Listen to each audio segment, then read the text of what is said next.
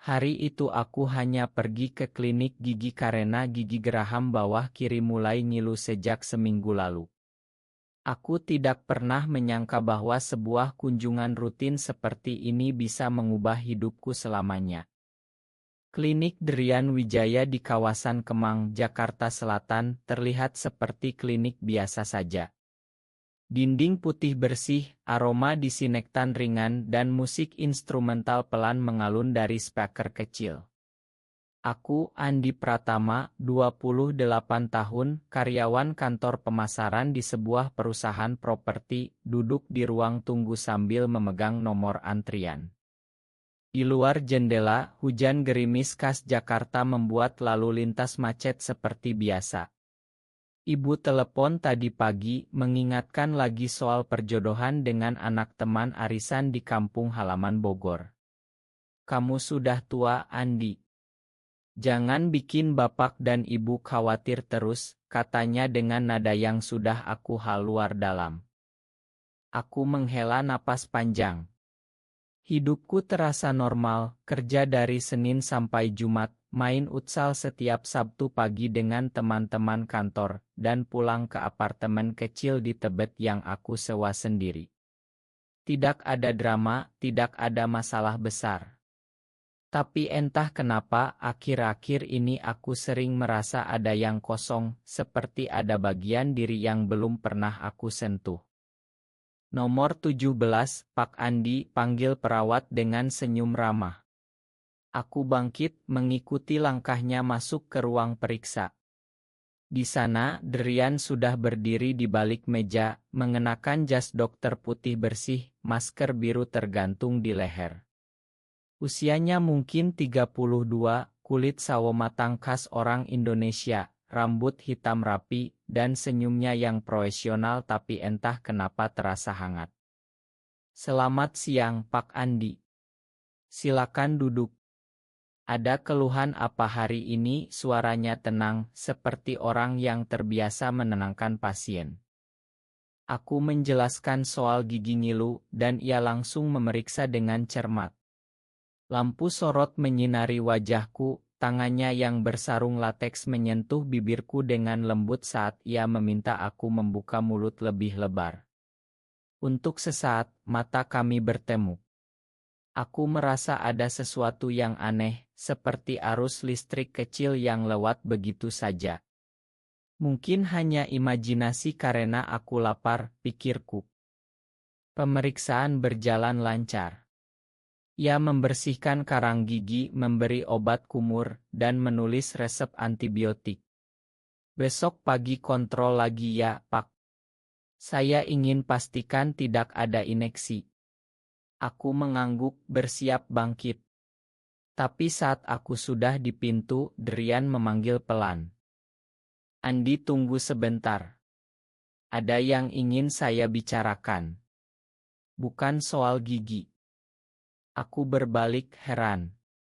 Ia melepas masker, dan untuk pertama kali aku melihat wajahnya sepenuhnya. Matanya serius, tapi ada kelembutan yang tidak aku mengerti. Kita pernah bertemu sebelumnya. Di kampus dulu, tahun 2018. Kamu ingat tidak? Aku Rian dulu sering lewat depan Fakultas Ekonomi. Aku mengerutkan kening, mencoba mengingat. Ya, samar-samar ada wajah familiar. Tapi kenapa sekarang? Ia menarik napas dalam. Aku sudah lama ingin bilang ini.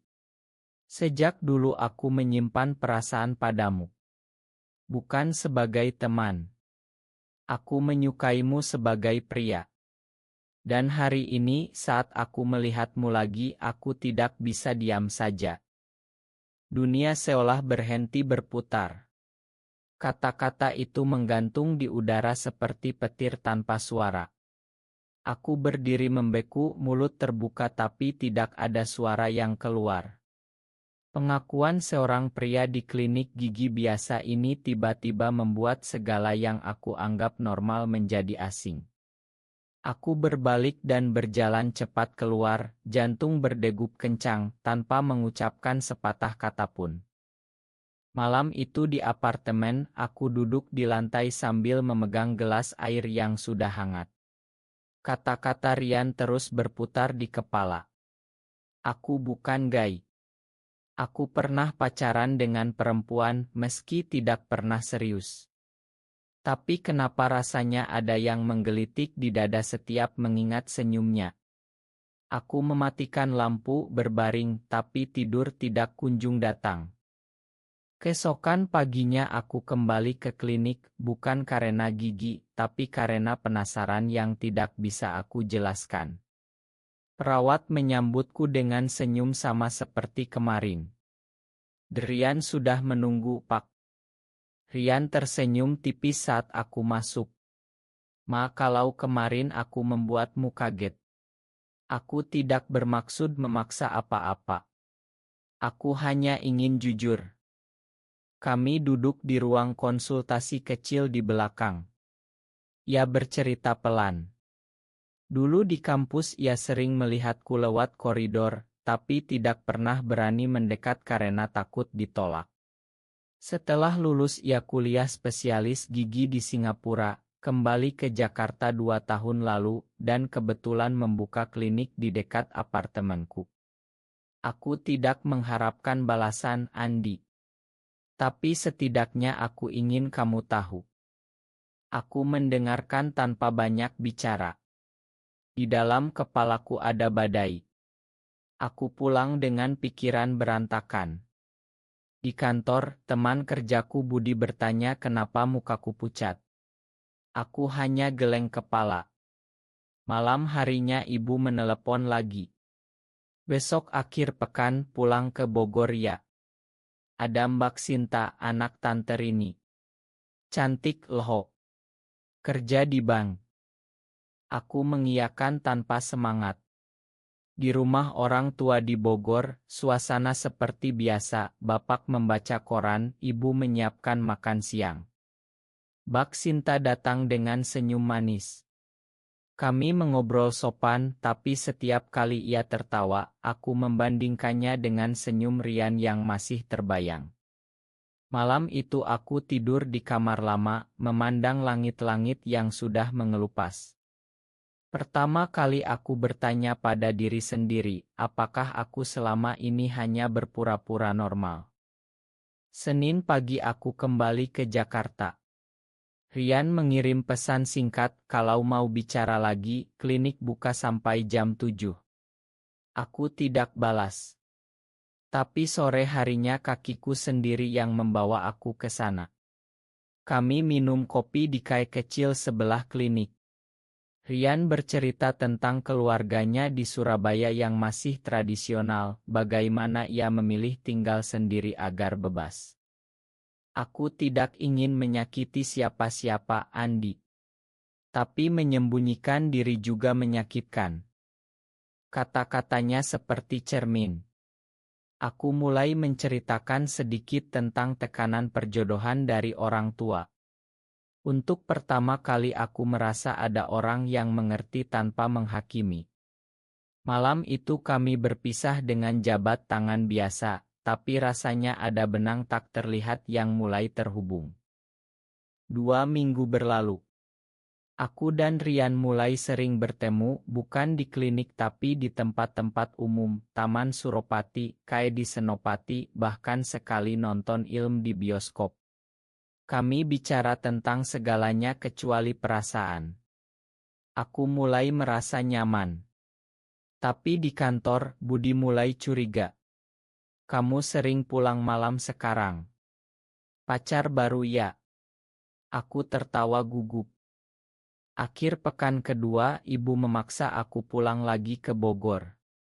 Kali ini ada acara keluarga besar. Mbak Sinta datang lagi, kali ini dengan orang tuanya.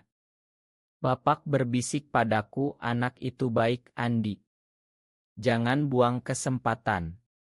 Aku merasa seperti sedang dicekik pelan. Malam itu aku kabur ke teras belakang, menelepon Rian tanpa sadar. Aku bingung, Rian. Semua orang mengharapkan aku menikah dengan perempuan, tapi suaraku tercekat. Rian hanya bilang, kamu tidak sendirian. Keesokan harinya di Jakarta, aku bertemu Rian di apartemenku untuk pertama kali. Kami masak mie instan bersama, tertawa kecil. Saat itu aku berani bertanya, apa yang kamu rasakan dulu di kampus? Rian menjawab jujur, aku takut. Indonesia ini sulit buat orang seperti kita. Tapi melihatmu lagi, aku tidak mau menyesal lagi. Malam itu aku tidak bisa tidur. Aku membuka laptop, mencari-cari artikel tentang di Indonesia. Berita tentang diskriminasi, keluarga yang mengusir anak, membuat dadaku sesak. Tapi juga ada cerita orang yang akhirnya bahagia. Apakah aku berani menjadi salah satunya? Pagi harinya, teman kuliah lama, Dimas, menelepon. Andi, ada Reni bulan depan. Kamu datangkan. Bawa pasangan dong. Aku tertawa kaku. Dimas adalah tipe yang paling konservatif di angkatan. Aku mulai merasa dunia semakin sempit. Hubunganku dengan Rian semakin dalam, tapi masih dalam batas pertemanan yang hati-hati. Kami pernah jalan ke pantai Anyer akhir pekan, hanya berdua. Di sana, saat matahari terbenam, Rian memegang tanganku sebentar. Tidak apa-apa kalau kamu belum siap, katanya pelan. Aku tidak menarik tangan. Rasanya hangat, seperti akhirnya menemukan tempat pulang. Tapi badai datang tanpa diduga.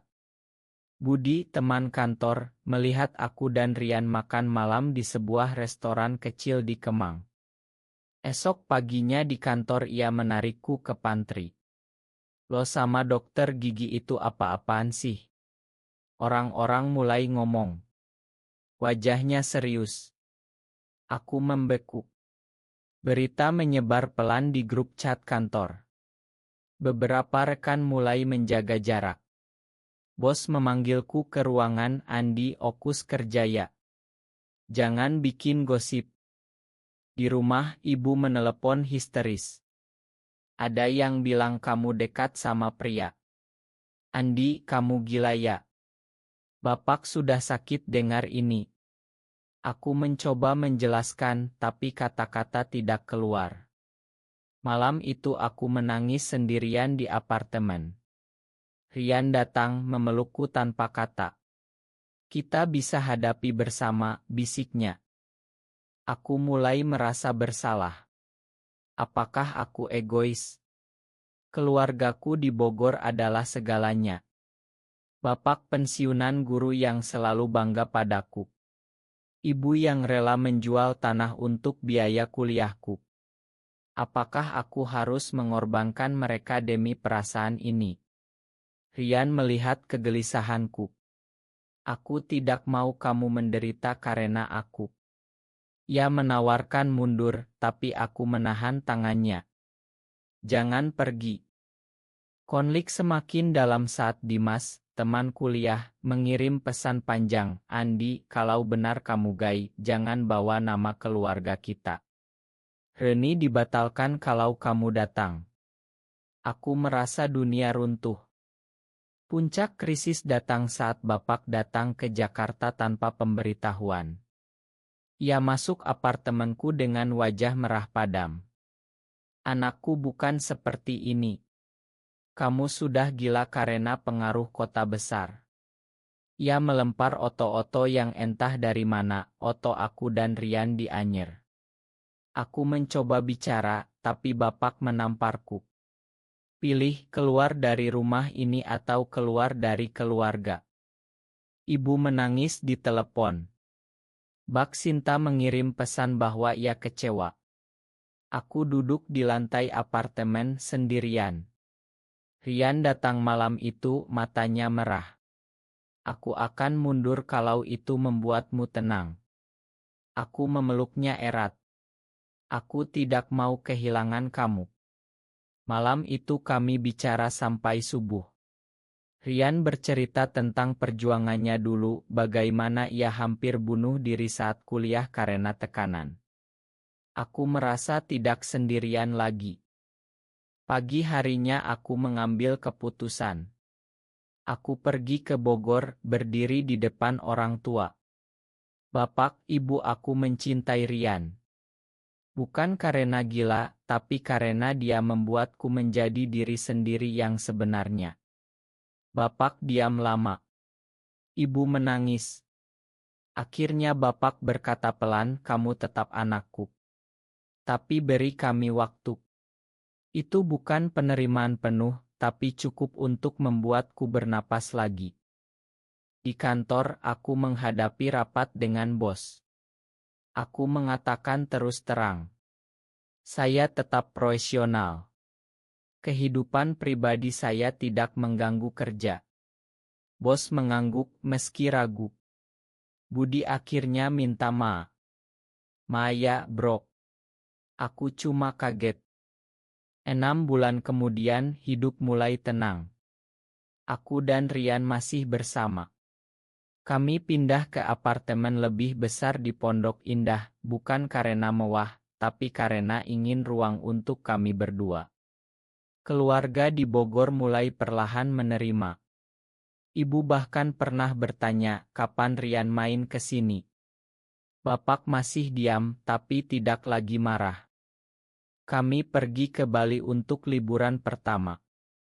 Di pantai Kuta yang cerah, saat matahari terbenam, Rian berlutut di depanku.